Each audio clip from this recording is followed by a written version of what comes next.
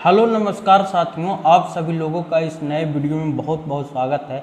आज हम लोग बात करने जा रहे हैं कि प्रशांत किशोर दल बदलू लोगों को अपनी पार्टी में क्यों ले रहे हैं, या फिर प्रशांत किशोर दूसरे पार्टी के लोगों को अपनी पार्टी में क्यों शामिल करा रहे हैं। इसके पीछे क्या कारण है। देखिए, जब प्रशांत किशोर शुरू में आए थे तो उन्होंने कहा था कि हम सभी 243 सीट पर नए उम्मीदवार देंगे, लेकिन अब वो इस बात से काफ़ी बदल गए हैं। अब वो कह रहे हैं कि नहीं, 243 सीट पर नहीं, मैं 2/3 सीटों पर नए उम्मीदवार देंगे और बाकी 1/3 सीटों पर दूसरे पार्टी के या दूसरे पार्टी से जुड़े हुए लोगों को उम्मीदवार बनाएंगे, टिकट देंगे। तो ये बहुत बड़ा चेंज प्रशांत किशोर में आ गया है। पहले कह रहे थे 243 सभी सीटों पर हम नया उम्मीदवार देंगे, अब कह रहे हैं कि 2/3 सीटों पर नया उम्मीदवार देंगे और 1/3 सीटों पर पुराना उम्मीदवार देंगे। यानी कि लगभग 65% सीटों पर नया उम्मीदवार देंगे प्रशांत किशोर,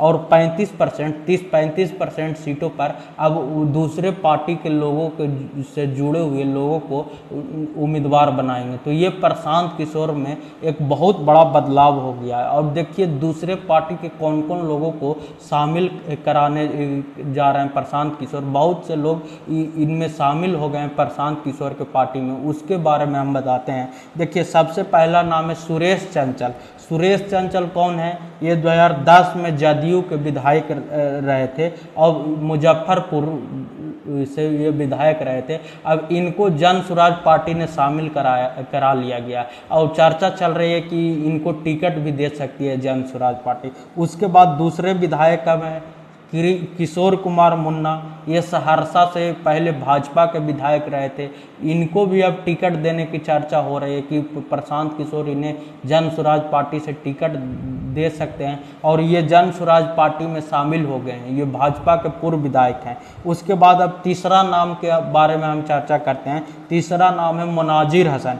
मुनाजिर हसन कौन है? तो ये पहले जदयू में थे। 2009 के चुनाव में ये जदयू के लोकसभा सांसद थे, बेगूसराय से ये चुनाव जीते थे। अब ये प्रशांत किशोर के पार्टी में शामिल हो गए और इनकी भी अब चुनाव लड़ने की संभावना जताई जा रही है प्रशांत किशोर की पार्टी से। इनको भी टिकट दे सकती है प्रशांत किशोर। उसके बाद अब चौथा नाम है रामबली चंद्रवंशी। रामबली चंद्रवंशी कौन है? ये पहले आरजेडी में थे और राजद से एमएलसी हुआ करते थे।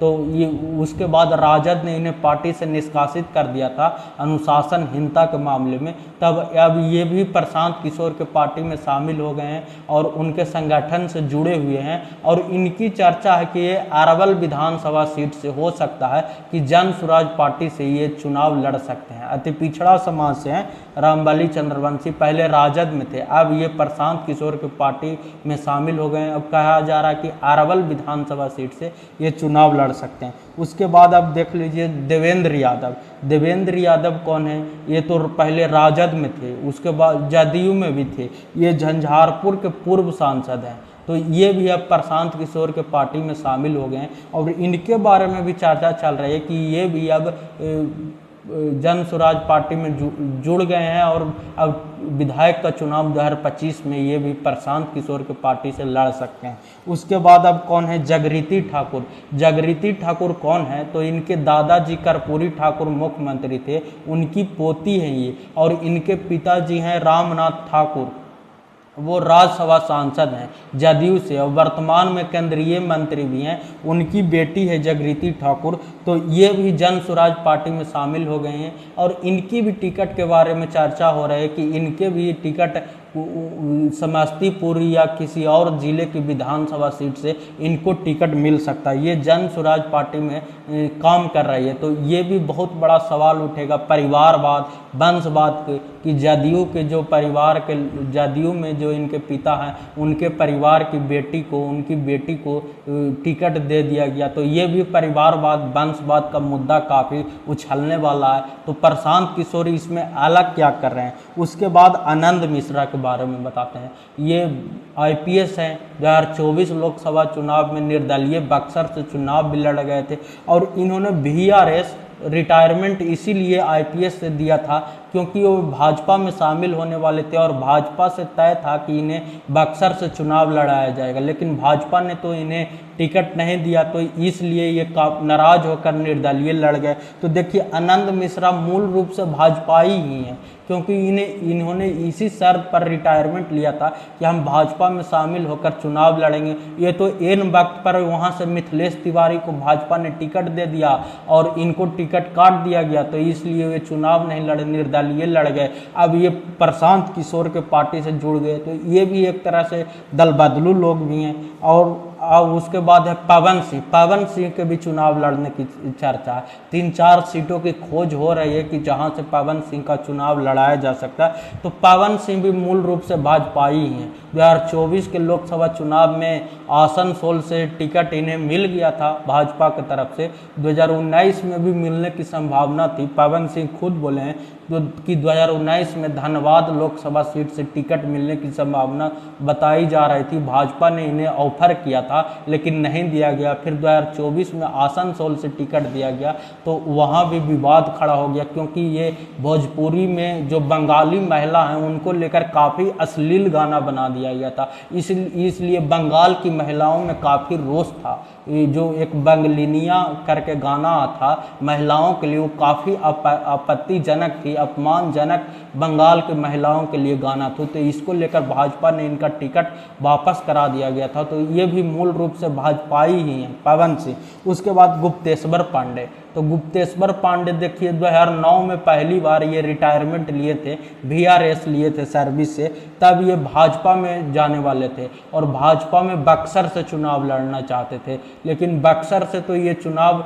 नहीं लड़ पाए, क्योंकि उस समय भाजपा ने लालमुनि चौबे को टिकट दे दिया था और गुप्तेश्वर पांडे को टिकट नहीं 2009 में मिला था। इसके बाद फिर क्या हुआ, 2020 में सुशांत सिंह राजपूत वाला प्रकरण हुआ।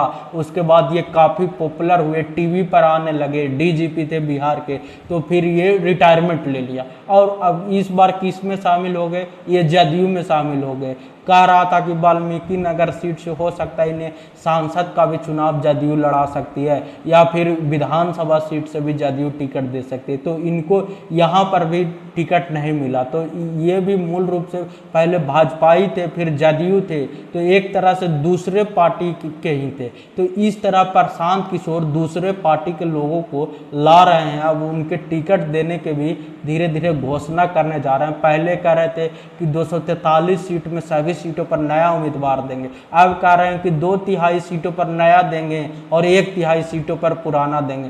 फिर धीरे धीरे चुनाव आते आते लगभग ये आधा सीट पर पुराना ही उम्मीदवार देंगे। वैसी करते करते प्रशांत किशोर की पार्टी आप मान लीजिए कि जैसे एक जनरल पार्टी है वैसा ही पार्टी बन जाएंगी। इनमें और दूसरे पार्टियों में कोई अंतर नहीं रह जाएगा। प्रशांत किशोर की पार्टी भी उसी पार्टियों के लिए के रहमो करम पर चलने लगी। जो एग्जाम्पल पहले से सेट है उसी आधार पर प्रशांत किशोर भी इसमें कुछ नया नहीं करने वाले हैं। आप कह देते कि हम सभी सीटों पर नया उम्मीदवार देंगे और दूसरी पार्टी से जुड़े हुए लोगों को एक भी टिकट नहीं देंगे, लेकिन आप तो फिर उसी तरह की राजनीति कर रहे हैं। तो इसमें नया क्या है, ये सबसे बड़ा सवाल है। तो ऐसी जानकारी के लिए हमारे चैनल को सब्सक्राइब करें। बहुत बहुत धन्यवाद।